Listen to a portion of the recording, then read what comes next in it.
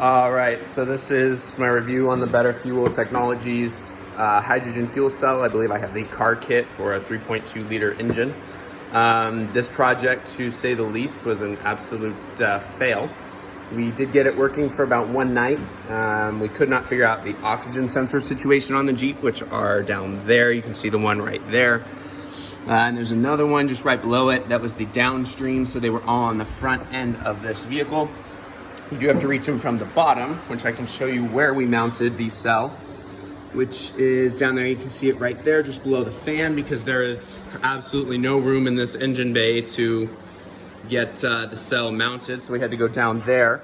It wasn't optimal, but it was kind of the best we could do with that situation. It still got a ton of airflow, especially when those fans kick on, at the lower speeds and idle. So it was definitely going to stay cool. Our main issue was our Pro Tuner module. For the first night, we were seeing about a 6 mile per gallon increase, which honestly I was pretty happy with. This car in the first place gets about 25 miles to the gallon, so we were seeing like 29, 30 driving on the freeway and streets, so I was impressed with it. Was just going to leave it, even though we couldn't figure out the oxygen sensors, because we kept getting check engine lights when we unplugged them or tried to wire into them. So I was just going to leave the oxygen sensors in, take the 5 mile per gallon increase, and kind of roll with it. The next day, we installed it on a Friday. Saturday morning, the car would not start. Thought it was weird, kind of messed with some settings. It ended up working just fine. And then it died on us when we were driving on the road. It was pretty spooky, didn't know why. Again, I did the same thing. I just did a system reset. It's one of the options on the module. And then I went from there. It kind of fired back up. I was like, okay, cool, weird glitch. Weird that it didn't start this morning. Weird that it died on the road. Okay. And then the next morning, Sunday morning, went to start it up. I was gonna plug back in the oxygen sensors because I didn't want the check engine light anymore. And I really wasn't seeing any improvement with it. So we just say, we'll just plug them back in. The car would not start, no matter how many system resets I did. And then I learned and figured out after I got out of the car to look at it one more time, it was having a stroke and the screen was flashing blue. It kept saying engine on or engine off, and then it would say 12 volt detected and it was flickering. I was like, oh no, our system went bad. And the issue with that is I had looped into the map sensor per the instructions. When this module dies, no sensor readings come out of this device back into the car's computer. So essentially it was reading 0 or that the sensor was off, which is an issue because the car would not run without it.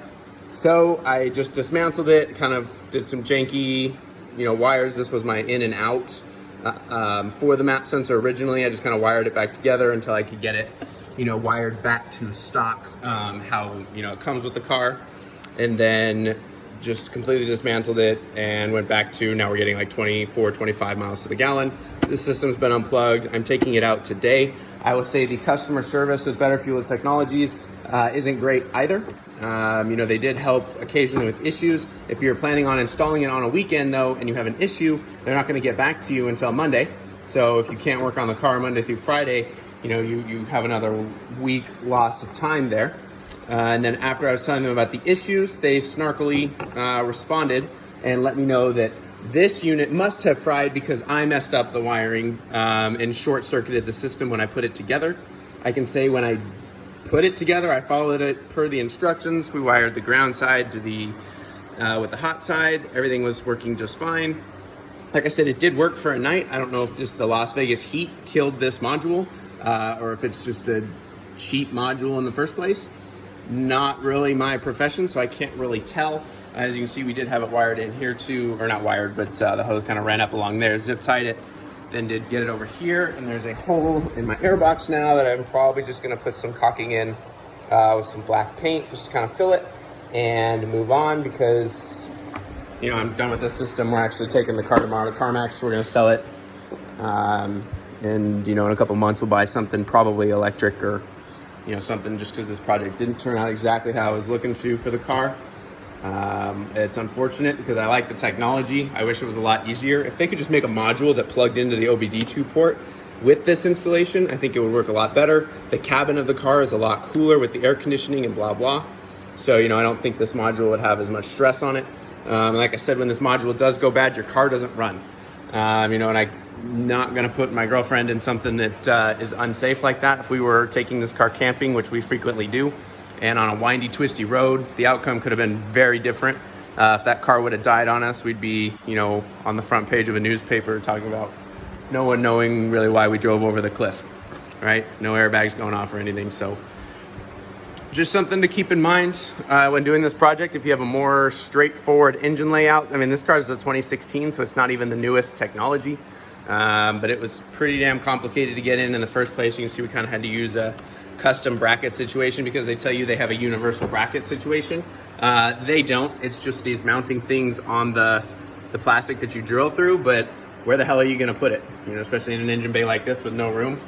We had to use a little piece of sheet metal that I got from the airport I work at, and we were able to kind of bend it a little bit and then hook it up to the ECU, which also proved problematic when I was a dumbass and took off this, but whatever. It's just not exactly meant to fit here, and that's all right. It's unfortunate that they're not responding to the emails anymore either, though. I did ask, I said, if we could work out, maybe a partial refund situation, I'll mail it back.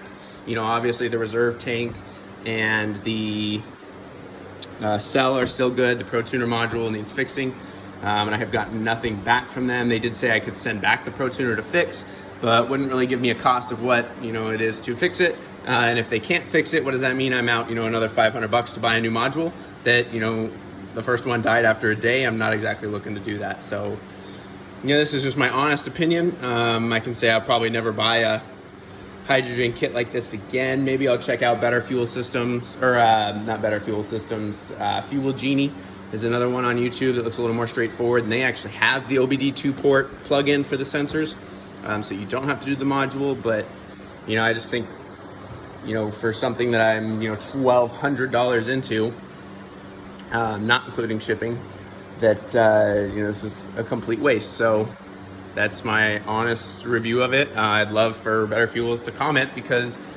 I can't even get them to respond to an email. So if I could get them to comment and help me fix this out, even if it's a rebuttal to this not so positive review of their system, that would be great. Otherwise, it's coming out. Like I said, we're selling this truck, and they can help me out. I'll put it in another one of my cars. I've got an Expedition or an F-150 that I could try and throw it into and see if we have better results. But that's my review of the Better Fuel Systems hydrogen car kit and Pro Tuner. Thanks, bye.